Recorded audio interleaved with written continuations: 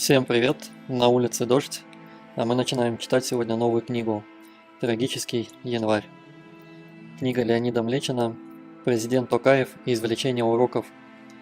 Как сказал GPT-чат, во все, что написал автор, лучше не верить, но автор хороший, старается подходить к написанию книг очень хорошо, поэтому слушайте, делайте выводы, комментируйте, если хотите. Леонид Млечин. Трагический январь. Президент Токаев и извлечение уроков. Почему за трагическими январскими событиями 22 года в Казахстане с волнением следили во всем мире, и прежде всего в ближайшие соседи – Россия и Китай? Экономически успешная и богатая нефтью страна – опора политической и экономической стабильности в стратегически важном, но взрывоопасном регионе. Казахстан – самое крупное государство в Центральной Азии, а на постсоветском пространстве второе по территории и третье по численности населения. В те дни судьба страны зависела от одного человека – от президента Касыма-Жомарта Токаева. То есть, кто все это затеял, исходили из того, что президент даст слабину, испугается, а может быть и уедет из страны. И сильно в нем ошиблись. Он не мог покинуть свою страну и сделал все, чтобы ее спасти. Недовольство, вызванное ростом цен на топливо, неожиданно переросло в масштабный политический протест, а затем в террористические акции, в антигосударственный заговор. Но до сих пор многое непонятно. О том, что же приключилось в январе 22 года, и о сегодняшнем Казахстане, который России сосед, партнер и союзник, рассказывает новая книга Леонида Млечина, побывавшего на месте событий. Также эта книга, как и все остальные, участвует в розыгрыше за лучший комментарий, поэтому пишите, комментируйте, если что, я вам ее постараюсь завести. И, как обычно, по вот этому QR-коду вы можете отправить донат на Каспи, либо по ссылке в описании на любую другую книгу, мы ее купим и почитаем вместе с вами. Всем приятного просмотра и прослушивания.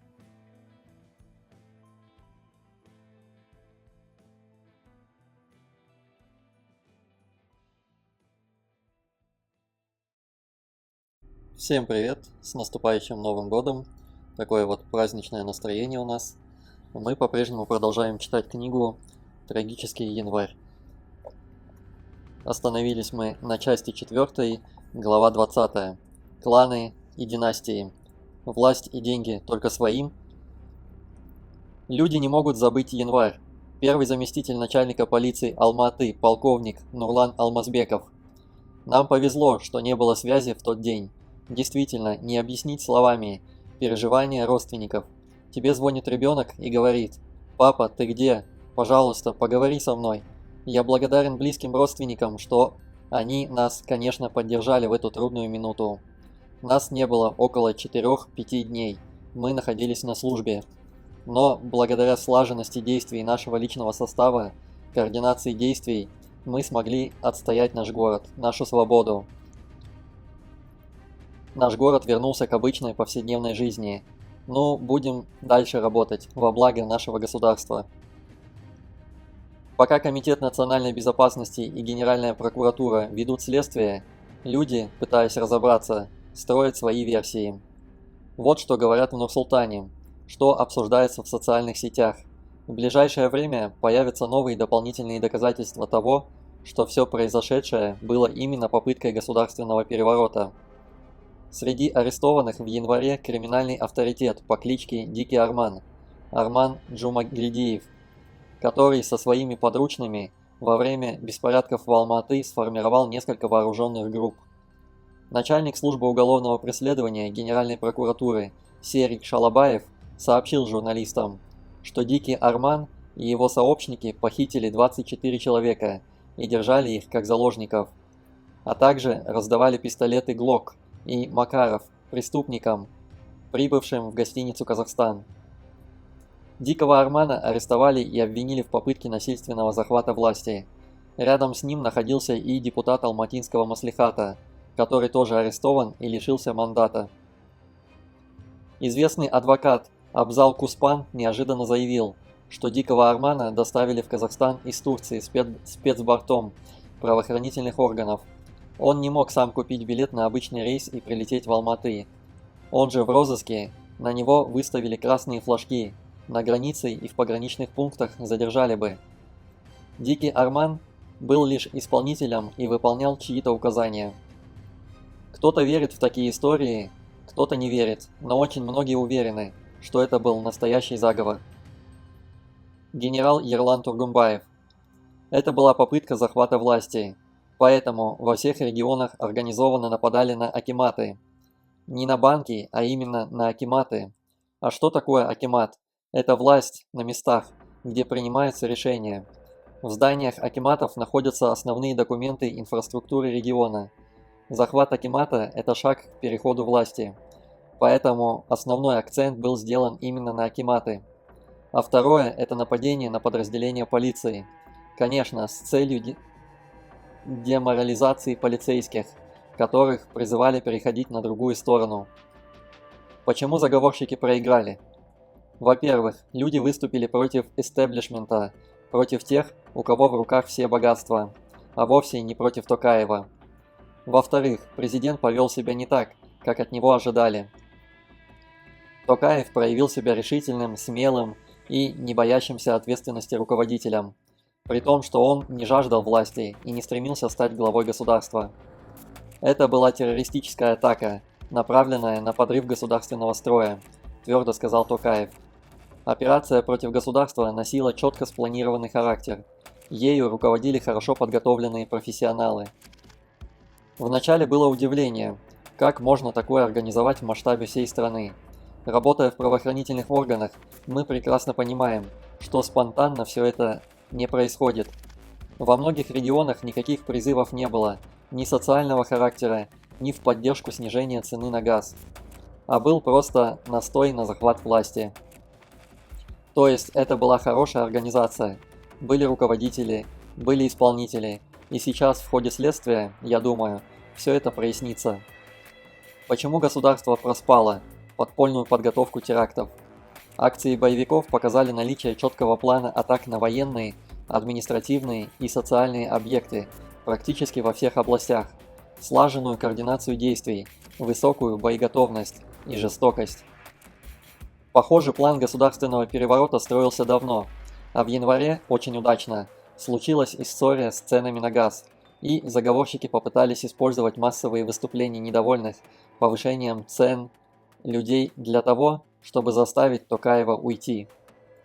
Такая версия многое объясняет, в частности, почему в те январские дни без сопротивления сдали боевикам здание Управления национальной безопасности в Алма-Аты и международный аэропорт, для защиты которых сил было предостаточно. И откуда у боевиков столько оружия и боеприпасов, чтобы несколько дней вести настоящие бои со спецподразделениями полиции и вооруженных сил? Несколько раз боевики пытались захватить телевизионную вышку в Алма-Аты, чтобы выйти в эфир и заявить о себе. Телебашню отстояли пограничники. Съемочная бригада телеканала Алма-Аты попала под обстрел. Погиб водитель группы, журналист был ранен. Атаковали и сожгли филиал телерадиокорпорации «Казахстан». Сауле Жиреншина, директор филиала, рассказывала мне: 5 января, где-то в 4 дня, группа протестующих сломала ворота и ворвалась.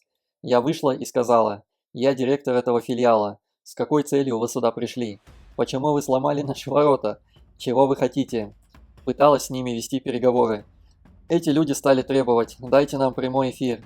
Мы попытались им объяснить, что так как мы являемся филиалом, у нас нет доступа к прямому эфиру. Все, что мы можем сделать, это записать их требования на камеру, а затем это выйдет в эфир в столице. И мы записали на камеру их интервью. Затем мы их вывели на улицу. Думали, что уйдут. В 7 я поехала домой, и тут мне позвонили и сообщили, что какая-то другая группа ломает главный вход, бьет окна, прорывается в здание. Муратбек Сагымбайулы, начальник службы контроля режима в Алма-Атинском филиале телерадиокорпорации «Казахстан», снова потребовали предоставить им прямой эфир. Я им ответил, что у нас таких возможностей нет. Они поинтересовались, где есть прямой эфир. Я сказал, что прямой эфир ведется из другой студии, назвал адрес. Одни поверили мне, другие нет. Я отвел туда 2-3 парней, а когда вернулся, в здании уже шел погром. На вид этим парням лет 25-30. Они были одеты в бронежилеты, на некоторых каски. Потом уже, когда мы посмотрели видеозапись, заметили, что некоторые даже были вооружены пистолетами. В руках у них были пожарные топорики. Они ничего не объясняли, просто все громили и крушили. Айдын Бекбоксынов, руководитель управления хозяйственного обеспечения Алматинского городского филиала телерадиокомплекса. Навстречу мне вышло два парня с пистолетами. Они были в масках. Они вошли в отдел телевизионных журналистских комплексов. Здесь находились камеры, оборудование, спецтехника. Я встретил нашего юриста. Он был весь в крови, особенно голова и лицо. Помог ему выбраться на улицу. В течение получаса мародеры разграбили все и подожгли здание. Мы старались потушить огонь, но у нас ничего не получилось. Сауле Жиреншина, директор филиала телерадиокомплекса. Огонь был такой силы, что даже цемент очень сильно пострадал, буквально превратился в месиво. Это большая трагедия для нас. Когда мы видим, что они сделали с этим зданием, нам становится плохо.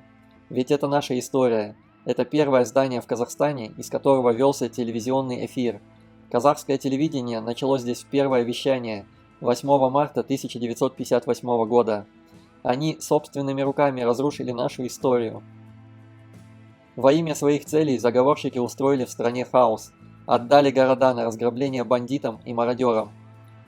Президент Токаев: масштаб разрушений, которые произвели бандиты и террористы, не может не ужасать, потому что 1,6 тысячи зданий были повреждены, около 1000 единиц автотранспорта были сожжены, 3000 единиц оружия было похищено, и, конечно же, много погибших, среди которых, кстати, есть бандиты и террористы. Кто же ополчился на Токаева? Готовятся несколько процессов. Судебные решения должны все объяснить. Но вот о чем говорят в республике. Заговорщикам не нравилось, пожалуй, все, что делал Токаев, став президентом. Вообще-то, он не революционер, цитировал известную восточную мудрость. Переходя бурную реку, нужно знать, что ногой нащупываешь дно. Говорил, что в политической сфере шоковая терапия неуместна. В сложнейших геополитических условиях она может привести к разрушительным последствиям, деградации и даже утрате государственности. Нам надо идти по этому тернистому пути осмысленно, уверенно, выверяя каждый шаг. Токаев – сторонник спокойных и хорошо продуманных реформ, но он считает, что действовать надо строго по закону, а многие привыкли жить не по закону и хорошо жить. Не понравилась его идея слышащего государства, потому что президент требовал от чиновников заниматься нуждами народа. Токаев точно заметил: проблема – тотальная бюрократия. Она справедливо формирует у граждан представление о государственном аппарате, как медлительной и равнодушной машине. Но главное, власть и деньги имущие почувствовали угрозу своему особому положению. Целые кланы, которые при первом президенте стали очень богатыми, были недовольны Токаевым. В Советском Союзе утверждалось, что средства производства, да и вообще все в стране, общенародная собственность, то есть принадлежащая всем членам общества. Эти слова повторялись так часто, что люди поверили, потому и рассчитывали в ходе приватизации получить свою долю, какие-то ценности или источник дохода. Однако же понятие «общенародная собственность» – фикция, и единственным собственником было государство, точнее руководители партии и правительства, которые всем единолично и бесконтрольно распоряжались. Чиновники получали прибавочный продукт в форме разнообразных привилегий, имея доступ к спецраспределителям, спецмагазинам, спецбуфетам, спецбольницам. Этот прибавочный продукт в своем кругу цинично именовался корытом. Все было ориентировано на максимально комфортное устройство жизни высших чиновников государства, извлечение из своей должности максимальных благ, а необходимость по долгу службы произносить ритуальные речи о высоких идеалах, получать других только усиливала привычку к двоемыслию и воспитывала безграничный цинизм. Братство властителей, возмущающее общество, зародилось именно тогда. Старая система распределения благ, основанная на личных связях, легко приспособилась к новым условиям. Чиновники быстро осознали, как выгодно помогать бизнесу, который щедро расплачивался за оказанные ему услуги. Вместо жесткого соблюдения единых правил игры соблюдение налогового и таможенного кодекса постоянно делались исключением, выносились решения о льготах. Руководители крупнейших государственных предприятий перекачивали в свои банки бюджетные деньги,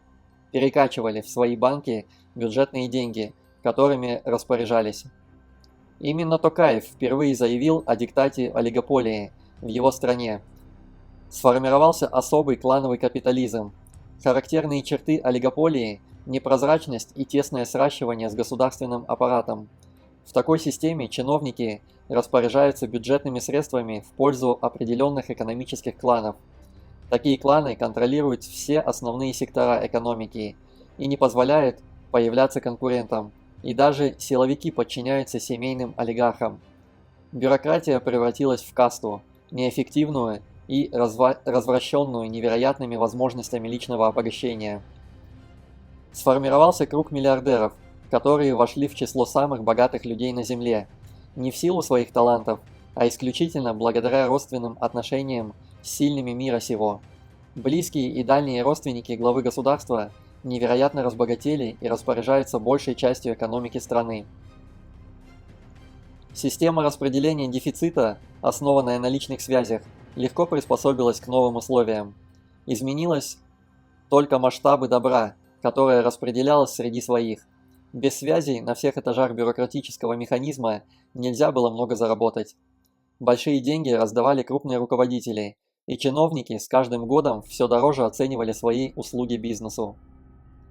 Выделение земли под строительство, передача зданий в аренду, получение выгодных заказов и кредитов, защита от бандитов и от правоохранительных структур – все эти услуги покупались. Процесс был неостановим. Чиновники встраивались в эту коррупционную систему. Мафиозные структуры семьи, кланы делили сферы влияния и жили по своим, неписанным законам. Они не только оказывали за взятки одноразовые услуги, но и становились тайными совладельцами крупных предприятий. Открылись радости, о которых советские чиновники в закрытой стране и мечтать не могли. Поэтому должность стала рассматриваться как инструмент зарабатывания больших денег и обретения всяческих благ. И заботливые родители сразу определяли детей в банковский или иной бизнес. А поскольку практически все зависит от государственного аппарата, то детям одаренных родителей неизменно сопутствовал успех. Пока при должности, лучшее детям. Эта формула – закон для вождей. Устройством безмятежной жизни своих детей занимались все сменяющие друг друга поколения правящего класса.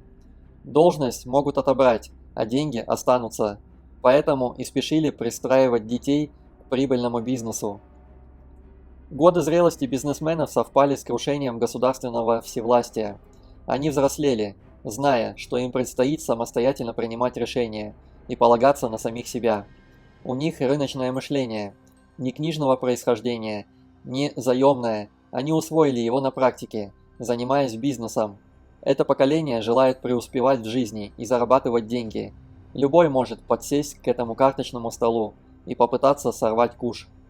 А на практике молодые люди, даже выучившись за границей, дома столкнулись с прежней системой и вынуждены в нее встраиваться, приспосабливаться к традициям мясничества, клановости и коррупции. Забудьте все, чему вас учили. По-прежнему невероятно важны связи с влиятельными людьми, дружеские и родственные, принадлежность к влиятельному клану или семье.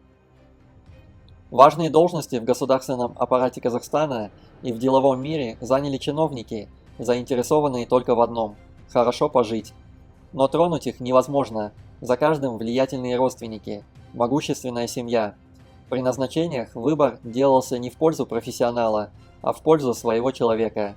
Это мешало заслуженному продвижению достойных работников, а государственный механизм, как кровеносная система человека, закупоривается тромбами, некомпетентными чиновниками.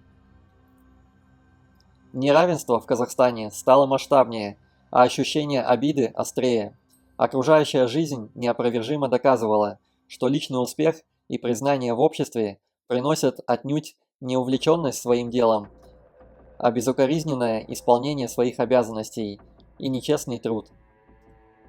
Вот эти люди, нажившие огромные деньги лишь в силу родственной или дружеской близости к высшей власти, почувствовали угрозу своему привилегированному особому положению и объединили свои усилия с чиновниками, которые полагали, что сами прекрасно смогут управлять страной. Казахстан невероятно богат ископаемыми, запасы углеводородов сравнимы с запасами Ирака и Саудовской Аравии. А кроме того, есть уран, медь, железная руда. Сырьевые доходы создали в стране избыток денег. Это стремительно изменило облик Казахстана. Он стал очень привлекателен для мировых компаний. За 3 десятилетия в стране сложилась целая когорта богатых предпринимателей. В Казахстане с уважением относятся к удачливым и успешным людям, сумевшим законно сколотить немалый капитал. А если незаконно? И вот что происходило. В мае 2007 года недавний министр экономики Жаксебек Кулекеев был назначен президентом компании «Казахстанские железные дороги». Это 200 тысяч сотрудников. Он рассказывал мне свою драматическую историю. Я знал, что там процветает коррупция, но масштабов не сознавал. С первых дней, как пришел туда, попытался ужать по крайней мере масштабы этого безобразия. Вот что открылось мне, жалуется. Билеты невозможно купить. Вот вы просите в кассе билет.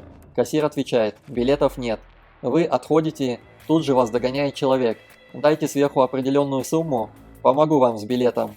Вы даете деньги, он тут же бежит и возвращается с билетом. Такую систему устроили, создали искусственный дефицит.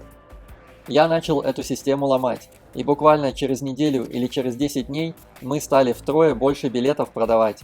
Я был очень доволен результатом, а посмотрел финансовые показатели, они ухудшились. Как же так? Стали больше продавать билетов, а где деньги? Ответить мне ничего толком не могут. Я отправил надежных людей, чтобы они все проверили. И вот что выяснилось.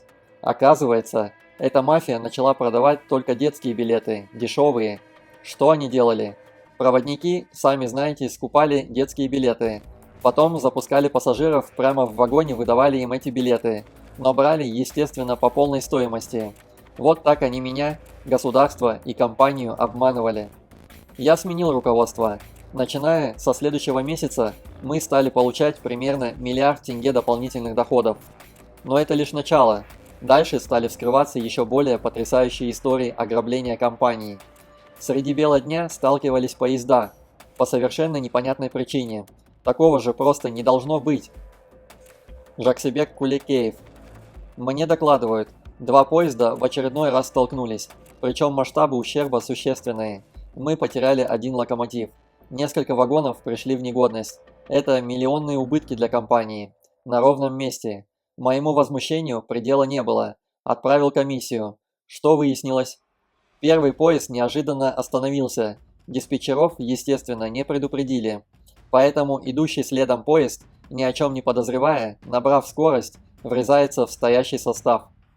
Оказывается, прежние руководители железной компании подняли нормы расхода жидкого топлива тепловозом, заправляли лишние тонны, а потом останавливали локомотив среди чистого поля и сливали топливо, которое потом перепродавали.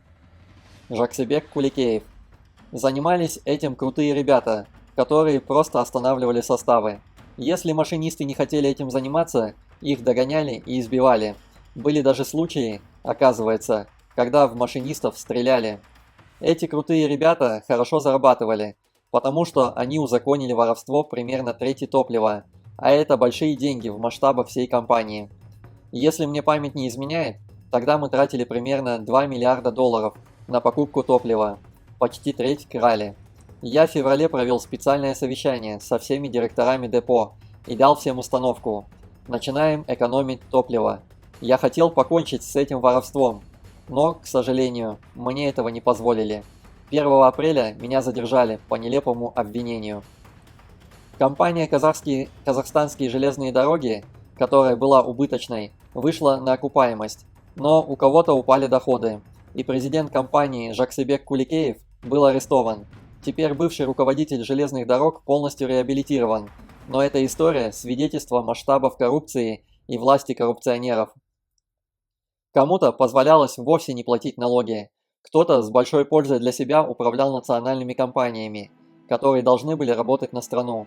Свои люди даже получали в полное распоряжение участки границы, через который ввозили товары, минуя таможню. Приватизация границы – невиданное дело. Президент Токаев потребовал навести порядок, особенно на границе с Китаем. Самый настоящий бардак, творящийся там, общеизвестен. Машины не досматриваются, налоги и пошлины не платятся. Расхождения в статистике с таможенными органами Китайской Народной Республики достигают миллиардов долларов. Существуют некие уполномоченные операторы, имеющие статус неприкасаемых. Страна теряет десятки миллиардов. Вот кому не нравилась политика президента. В конце июня 2022 года были задержаны и помещены в изолятор временного содержания еще один бывший заместитель председателя КНБ, директор пограничной службы, генерал-лейтенант Дархан Дильманов и ряд его подчиненных. Обвинение – злоупотребление властью. А пресс-служба КНБ опубликовала подробности по делу бывшего председателя КНБ Карима Масимова. Расследование уголовного дела по подозрению Масимова и других лиц в государственной измене, подготовке к насильственному захвату власти и превышении должностных полномочий продолжается. И в ходе следствия в действиях Карима Масимова установлены многочисленные признаки коррупционных деяний, заявили в КНБ. Задокументированы факты незаконного получения недвижимого имущества, дорогостоящих подарков, в том числе культурных ценностей, значительных денежных средств от представителей отечественного бизнес-сообщества и зарубежных субъектов. В частности, ведется расследование по факту получения Масимовым в должности председателя КНБ взятки в сумме $2 миллионов от представителей иностранного государства по одному из закрытых контрактов. Обеспечено возвращение данных средств из Гонконга в Национальный банк Казахстана. Начали расследование по факту получения от одной из бизнес-структур Масимовым, когда он был премьер-министром, элитного гостевого дома и земельного участка в столице стоимостью около 2,5 миллиардов тенге. После задержания Масимова в январе 2022 года в этом гостевом доме изъято $17,2 миллиона наличными, а также многочисленные предметы роскоши, элитные часы, золотые слитки, антиквариат и многое другое. Кроме этого, изъяты принадлежащие ему 11 дорогостоящих автомашин бизнес-класса, наложены аресты на имущество, 2 элитные квартиры в Нур-Султане, 2 квартиры и особняк в Алма-Аты, а также земельный участок площадью 1 гектар на берегу озера в Щучинско-Боровской курортной зоне. У близких Масимова изъяты и арестованы $5,1 миллиона. А до января 2022 года важные распоряжения Токаева тихо саботировались. Рассказывают, что некоторые высокие чиновники, выйдя из его кабинета, шли в кабинет Елбасы, спрашивали, исполнять ли указания Токаева. С изумлением президент выяснил, что следят за его близкими родственниками, даже за сыном. Он спросил, зачем вы это делаете? Токаева стали убеждать, что это делается ради безопасности его семьи. А в реальности надеялись собрать компромат, чтобы иметь возможность надавить на главу государства. Президент рассказывал мне, как один очень близкий ему человек заметил: «Вы стали президентом 19 марта, а 20-го вы уже превратились в главного врага семьи Елбасы и, возможно, его самого». Такова диалектика власти. Отметим, Касым-Жомарт Токаев не человек со стороны. Все 3 десятилетия существования независимого Казахстана он ключевая фигура в политической жизни страны. Министр, вице-премьер, глава правительства, председатель Сената. Но вот что бросается в глаза. За ним не стоит мощный клан, жаждущий денег и должностей. Такая культура, такое воспитание. Президент обещал во всем разобраться. Предстоит разбор полетов в связи с действиями правоохранительных органов и армии, а также их межведомственной координацией. Выяснилось также, что не хватает спецназовцев, спецсредств и оборудования. Решением этих вопросов мы займемся в срочном порядке. Организаторы и координаторы этих событий вели себя настолько профессионально, что сумели замести очень важные следы, которые могли бы привести к большим разоблачениям.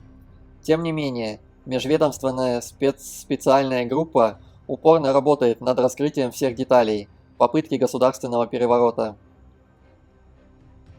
Самое главное, чтобы сами на себя не вышли, как в том анекдоте. В июле 2002 года, выступая на торжественном собрании по случаю 30-летия Комитета национальной безопасности, Токаев поздравил ветеранов, офицеров и сотрудников органов, отметил их вклад в укрепление государственности Казахстана. Во время трагических январских событий, несмотря на недостойное поведение и предательство ряда руководителей комитета, многие наши офицеры остались верными присяге, проявили мужество и доблесть. Нам нужны современные спецслужбы, способные эффективно противодействовать любым угрозам. Органы национальной безопасности находятся на передней линии защиты национальных интересов и борьбы с нарастающими вызовами современности.